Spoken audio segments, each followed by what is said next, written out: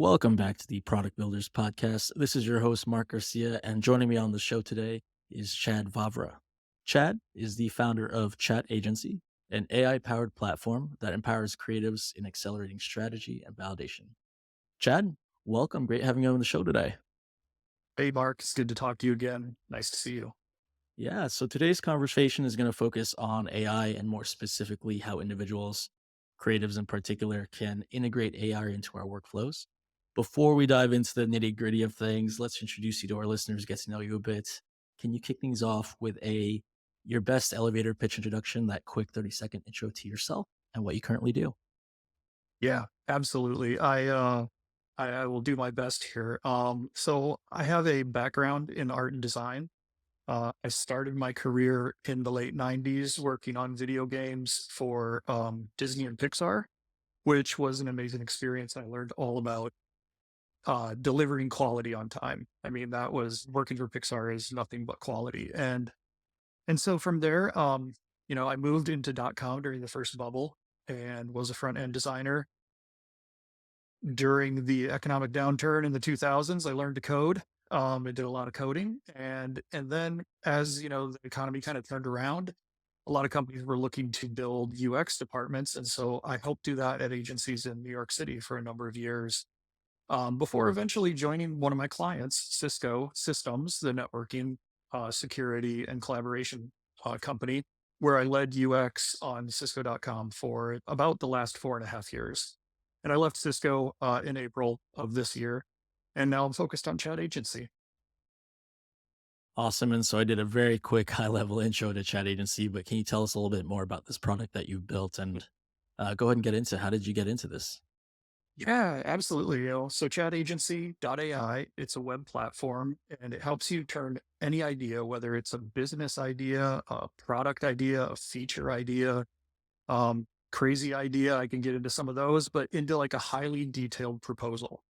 And so it does this by combining different AI agents that I've created with lots of different large language models, ones that have been curated because they're the best at very specific tasks.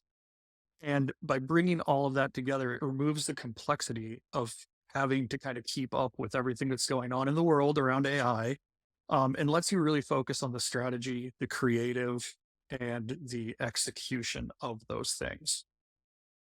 I'm curious to know what inspired you to want to build this. Was there a specific gap in the market that you were trying to fill, or what was the impetus for even thinking about this? Yeah, yeah. One of the things I saw was that um, a lot of companies really are trying to get AI integrated into their employees' workflows. And so, what I saw was that they were bringing in, licenses to say Chat GPT and, saying, hey, everyone, like we've now got this, it's secure. You can go and use it and play with it. It'll be super great. But as simple as it looks, it's actually really complex mentally because you have to know what questions to ask it. You have to know essentially what everyone discovered was we need to teach our employees, system prompts, how to write a good system prompt, how to talk to AI. And so what ended up happening was that a lot of employees just didn't use it. And I realized that for it to become truly valuable to employees, it needed to be tailored to their workflow. And so being, an agency veteran and, knowing the process of design thinking and going from strategy into creative and into, some executional things, and all of the project management that comes with that. That's where I started. I kind of said, like, how would I build a tool that helps me do the things I've been doing for the last 20 years? And so it's had a lot of really great traction. And I think people, they really love it. I worked with a nonprofit over the summer, kind of doing pro bono work and using a lot of the features and functionality. And the response that I got was, holy cow, like because we were working with AI, but still doing it in, a human workshop, we were able to do like 3 months of work in 3 days. And so, it was really validating. And that's kind of the moment when I said, okay, I think that this is a product that can grow and go to market and be really valuable for a lot of people. That's great. And I think, of course, when AI first came out as a creative myself, it was really interesting to see and speculate on how it might get integrated into our tools and our tool sets. And I think even now you're seeing all of our traditional platforms like Figmas and Photoshops, et cetera, integrating them into our workflows, or at least trying to. Yeah. Uh, your particular product focuses not necessarily on the visual design. I know that's part of the platform, but uh, Mhm. am I correct to say that it focuses a lot more on the kind of upfront ideation aspect of our workflow and process? Yeah, I mean, there is a lot of that in there, but it's funny you brought up like Figma and Photoshop, and my feeling on them, if it, number one, right, love Figma, love Photoshop, been a huge part of my career. But the way that they integrated AI and how like so many of these platforms are integrating AI feels like cheating in science class, right, or cheating in social studies, where you're kind of like you're kind of leaning over to AI and you're going, "Psst, hey man, what's the answer to number 14?" And then it's spitting out an answer to number 14, and you don't really know how it got to that answer. And you don't really know, the process and the methodology behind that answer. And so that's a big part of what I built into Chat Agency is that it takes you through the building blocks of getting to what you need. And one of the future things that Chat Agency will do is that it will generate essentially the a very detailed prompt that you can then use in something like a Figma to generate a prototype and to generate a design. And it'll come with, hey, these are my target markets, and this is where the value and the opportunity is. This is the differentiation that this thing needs to like demonstrate. These are, different ways that you can monetize, and et cetera and so forth. And right now, right, when you go into Figma and you prompt it like, I need a really cool weather app. It doesn't have any of that. It doesn't, right? And so that's kind of the idea here, and the hope with Chat Agency is that as it evolves and as these tools evolve, they'll be very complementary. Yeah, I love what you said about AI sometimes feels like it's cheating. Um, for instance, in Photoshop, I remember back in my day, we had to manually cut things out to remove backgrounds. It was a very manual process. And now AI tools built into Photoshop alone are just speeding up that process by exponentially, right? So, Yeah. And I mean, you don't like nobody, I bet in the future is going to know that when you're cutting something out, you need the feathering on that edge, right? Like you need to right. feather the edge or it looks terrible. But now it's like you've got these AI tools that just knock the background out. It does all the feathering for you. And again, it's like that's probably okay. I tell people it's kind of similar to what I think about is that I doubt that most people that are entering the job market today could balance their checkbook. And the reason is because they have online banking and it does it for them and it does it faster than they could ever do it themselves. There's no need for them to know how to balance their checkbook anymore. And that's okay. That is genuinely okay because we now have a tool that can do it and can do it really well. And I think AI is in the early stages of that, where we're going to have tools that are going to, like AI tools that are going to be able to do things that we used to have to do by hand, and we're not going to have to do anymore. And that's going to be okay. Yeah, that's a really great thought and analogy of comparing things like balancing a checkbook and how people probably don't do that anymore. I've had to balance my checkbook as part of like my high school education, and I don't think I could still do it. Same. I don't remember the last time I had to balance my own checkbook. So now that AI is so integrated into tools and workflows, what do you think AI adds to a project that wouldn't necessarily come from, let's call it the traditional human approach and workflow of things? Um, what does AI add? I mean, speed. I mean, speed for one, just right off the bat, right? Being able to one of the great things I think for designers is that, at the start of a project, you can give it a whole bunch of data and ask it for like, very specific summary, and it'll boil it down for you. And you don't have to go look for that yourself. I mean, that I think there is hugely, hugely valuable. And, we can kind of go into sort of that notion of like who's it going to replace if you want later. But um I think it does the speed, right? And then I think it also, if you're using the right tools and combining the right tools, I think it expands, your knowledge of your domain of knowledge, right? So in chat agency, right, some of the LLMs I use, some of them are based on like, you know, post historical training data, right? They're trained up to like, 2003, 2023, 2024. But then there's other ones that are doing live searches of the internet. So like in chat agency, when you're looking for competitors, and doing your competitive research, that's doing a live search of the internet and looking for the companies that exist today and what they're saying today. And then it's trying to summarize those things for you in relation to your idea. And I think, those are the things that you have always just taken a lot of time. Um, and you always, what I find is like, with chat agency, I always discover something that like I had no clue. Um, Particularly in competitors, it finds a lot of non-US based competitors. And that's actually really hard with Google because Google likes to try to give you local results. Right. Yeah, that is a great point. I think speed and in my knowledge and integrated in my workflow, I think speed has been great. It does a lot of the, let's call it, mundane tasks that might be involved in the process that used to be very time consuming and not necessarily the most important part of the process, but still a valuable part of the process. AI has definitely expedited that for me, and it's been great figuring out, in my personal experience, figuring out like where do I use AI and where does that handoff between I take those outputs, I know then work for them. I now then take them and work with them and expand them further. So it's kind of a give and take. And one of the questions I had, follow up questions I had was, I know we've spoken about this before and you've emphasized this in your product. I think one of the things you said was that you really wanted to keep the human as part of this process in the loop and Mhm.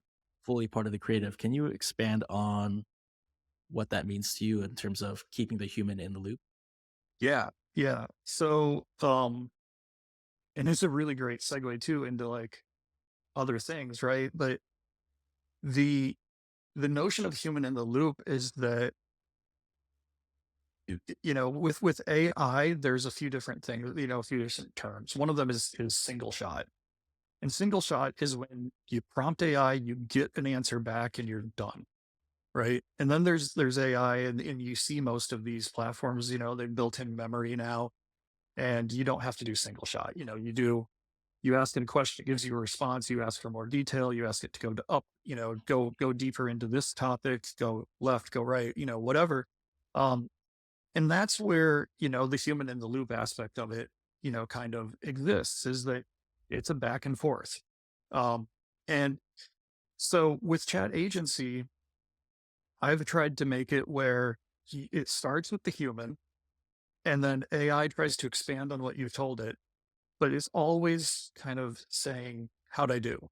Like, give Right. me some feedback, make an edit. And then this is something that I haven't really seen in other places, but when AI gives you the response, it saves all of these responses.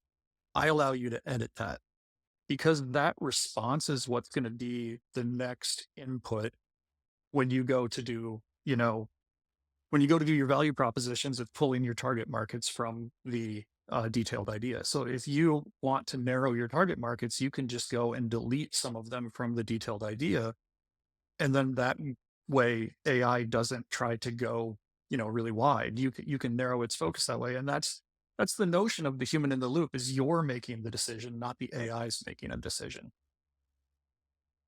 Yeah, and it sounds like that's really great because it sounds like you've baked into the process this idea of like interaction and going back and forth with an AI or a chat GPT, whatever the LLM is. And I think for those who are unfamiliar with AI and using them for prompts, I think that they think of that single shot as like the magic be all end all. Like I'm going to input it and that's it. It's great. I'm going to use it. And the more I've used it myself, right, I think it's as good as you are able to put in. So meaning, if you put in a really bad prompt response, okay. Right. But as you learn how to use the models and as you learn how to kind of fine tune and interact with that prompt and give it the LLM feedback, you can create and get such refined outputs, and it's really great. And it's actually kind of a fun process, at least to me, in terms of like how can I continue to refine these back and forths with my AI. And I don't know if you've noticed, right, but like in Claude, which I really love, Anthropic's Claude, you know, you can kind of start new chats and it saves all your old chats. But what I've found is that I kind of always want to go back to an old chat and find something, you know, mid chat that it said. And I have the hardest time doing that. Um, because it's just kind of like sort of open ended and all over the place, I guess. With chat agency, right, everything is bucketed into a project. And I call them ideas, but you know, all of the different chats that you're having are focused on that central idea.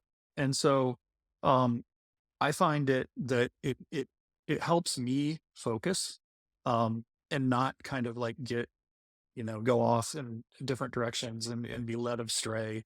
Um and you know, I for good or bad, right? Like, I mean, if you want to have like a really open-ended conversation and you want to just kind of like explore the unknown, I think go to Chat GPT and go to Anthropic and do those things. But if you want to be really focused and like you're doing a very specific job trying to expand an idea or trying to build a new product feature, I do think that you need a tool that's tailored to doing that. I want to circle back to something else we just spoke about previously. We talked about human in the loop, and then you had said earlier that AI might have the potential to replace either certain roles or maybe parts of the process. Would love to hear your thoughts on can AI make any part of the process or any roles essentially obsolete, or what's your thoughts there? So so let's take it from like a designer's perspective, right? Because I started as a designer, you're a designer. I don't think that AI can replace designers. And I say that in like you know, the broadest sense of what a designer is. So like we're always going to need a designer involved in product development, product creation. That's the human in the loop, right? But what you can't disregard is that it'll make non-traditional designers better designers, right? So I'm hearing, you know, I watch a lot of like, you know, industry talk and videos and stuff. And I see people saying like, you know, we're going to have the, you know, this coming together of project management, design, and engineering, right? And AI is going to allow those three roles to kind of sort of all sort of fold in on themselves and kind of, you know, everyone is going to wear multiple hats. Designers are going to be engineers, engineers are going to be designers, project managers, etc. I think that well-rounded designers, because of the way we're educated, are going to be the best person to be that multidisciplinary character that's Mhm. augmented by AI. And the reason for that is that, you know, yes, you know, project management super important. We all know that, right? But with product, you have creative and execution, you know, development, technology, whatever you want to call it. What I've learned is that AI can get, and these projects can get really complex really fast. And if you don't have some experience and some understanding of how to put the pieces together, it's really easy to fail when you're using AI. Um, it gets really complex. It starts doing things in different ways. You know, the code starts starts, you know, conflicting. You start getting a lot of errors. You have to kind of know what to look for and how to fix it. So at the end, you know, if I had to come full circle on it, I think it makes all of us better at each other's jobs, but I think we still have to have the domain knowledge and we have to have the experience to kind of say to fix it when it gets it wrong or when it goes awry or throws an error. That's probably one of the better responses I've heard towards sentiment of AI replacing certain job roles and functions. This concept of making non-traditional designers better designers. There are going to be situations where like a team of 10 is going to become a team of 3. Like that's going to happen. And that might happen in project management. I've heard a lot of management leaders saying that, right? That like a project manager can go from managing 2 projects to managing 7 or 8 projects with AI. Right. And so teams could get smaller, but there still needs to be a project manager. It's not like AI can just take over that entirely. I agree. And I love that idea of you need someone to put the pieces together, and that is someone with that actual hands-on expertise and background Yeah. to bring everything together. Because AI can do a lot right now, but it's not the be all end all. Yeah, I mean, a great example is with chat agency. I've used AI to write a lot of the code. Right. Um, excuse me, it writes code really well. It writes code really, really fast. Because the code is very structured and it's something that, machine learning has a really good, easy time understanding. But I can tell you with almost every piece of code that AI has written for me, I've had to fix something. Mhm. And I've also learned that, and one of my pieces of advice is that it's better to break up what you need into small little pieces and put those pieces together rather than say, I need this one big final project and hope that it gets everything right when it's trying to build it. Got it. Yeah. Yeah. That's great insight in terms of having to kind of go back and take a look at things and have that expert eye on the outputs that get put out there. So we dug into AI potentially replacing roles and parts of the process, but are there any other major just challenges or pitfalls of using AI within the design process? Or is there anything else that stands out to you in terms of just misconceptions or just challenges you face in building your own AI product? Um, Boy, that's a great question. You know, Misconceptions, right? Like it will still hallucinate no matter what I try to do. Like I can be really, really prescriptive and do everything in the world to say like don't hallucinate. Um, but I think I didn't come up with this, right? But AI always wants to make you happy, right? It's programmed to answer your question, and so it's gonna try to come up with an answer to your question. And Right. so I think that's like it's kind of rare to see it say like I don't know or I'm not good at that.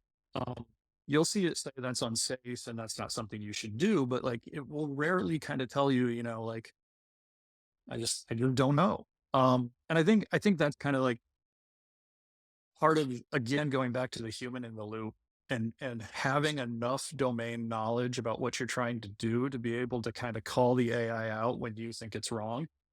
Um, I think if you don't have that, you're definitely gonna fail at some point. Yeah, I actually just wrote down a note here when we're talking about misconceptions that I wanted to add was that AI can definitely get it wrong, and it can get it wrong pretty bad sometimes. Yeah, Having domain knowledge, that's a great call out. In my work, when I ask it specific things, I can pinpoint. I was like, oh, this is a little inaccurate. This was obviously a stretch here. I have seen when I've input, let's say, topics into it that I'm not a subject matter expert on. Uh, how might I know if it's right or wrong? So I think misconception and pitfall for me is you gotta fact check it, particularly when you're using it for something that you're not an expert in. absolutely. Yeah. I mean, one example I'll give is, when I had a good friend that was, exploring some different options for trying to get paid by a client. And I jumped into ChatGPT and I asked it a question and it came back and it said, go check out this. this court case as a precedent or this court case as a precedent. It was really believable. But when you went and looked up those court cases, what it had done was it had taken the title of one case and combined it with the description of another case and created a fake court case that would be a precedent for what you're trying to do. But the truth is like that doesn't really exist.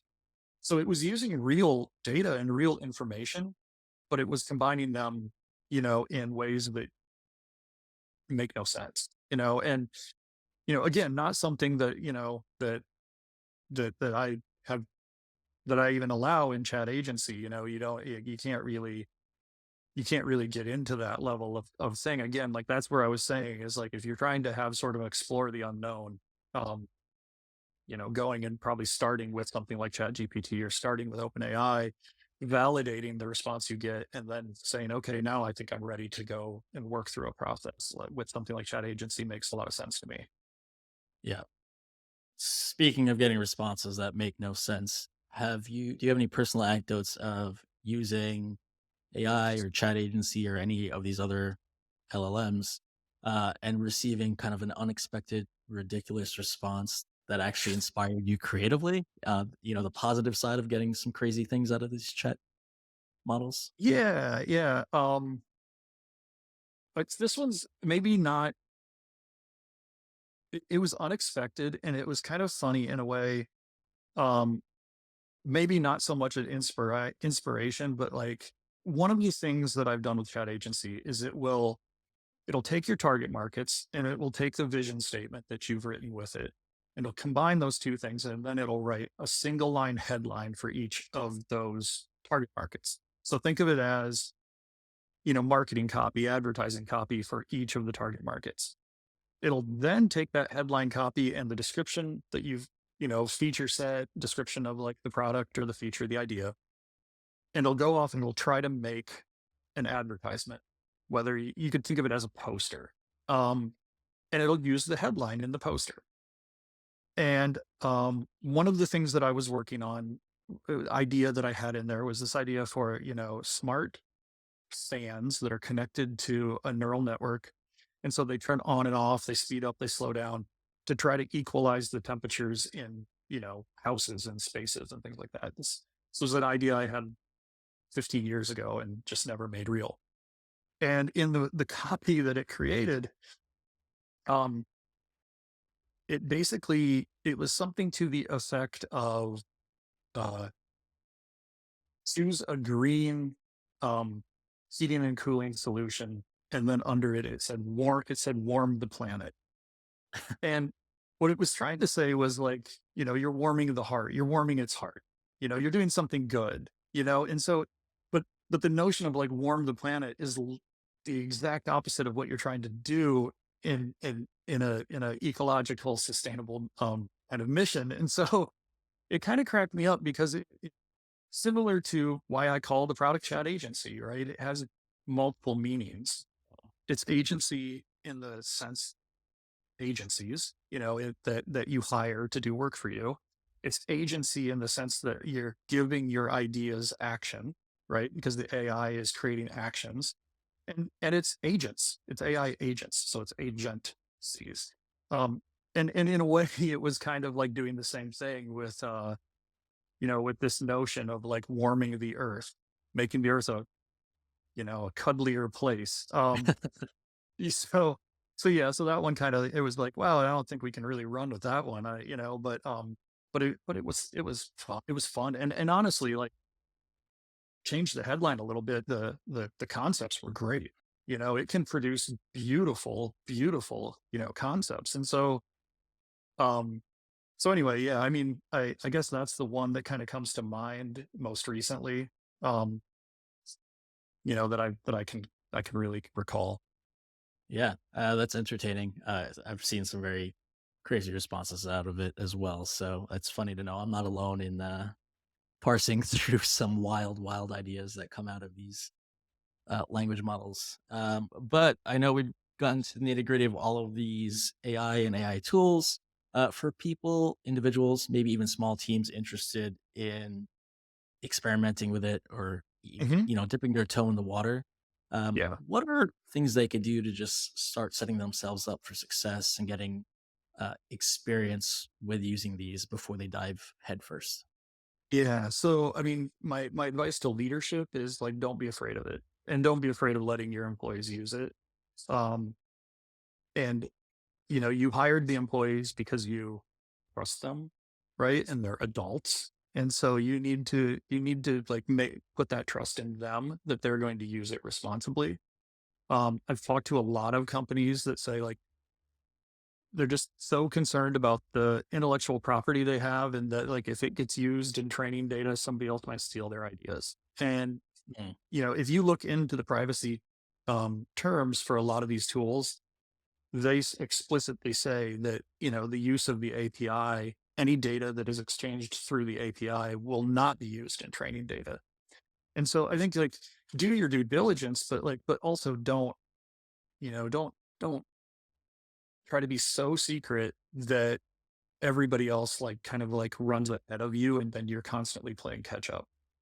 And the other thing that I'll say is that you're always going to have like champions of it in your organization, and support those people, because what you want is for those champions to teach other people what they're doing.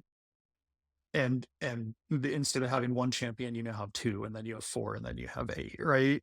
So right. that's the other piece of it, is that when you have people that start to come together and start to understand it, don't shush them and say like, hey, I don't know if I trust AI. I don't know if this, I don't know if that. I mean, I think you have to embrace it if you kind of want to keep up with AI in the workforce. And that kind of plays into this notion that I have of that AI, I think when we think about it bringing together roles and making engineers better designers and PMs better engineers, designers better everything, um, companies that have a culture where the swim lanes are kind of looser are going to have an easier time bringing AI in, right? If you have a culture where it's really strict, like designers design and PMs manage, um, it's going to be a lot harder because AI is kind of going to want to cross those boundaries.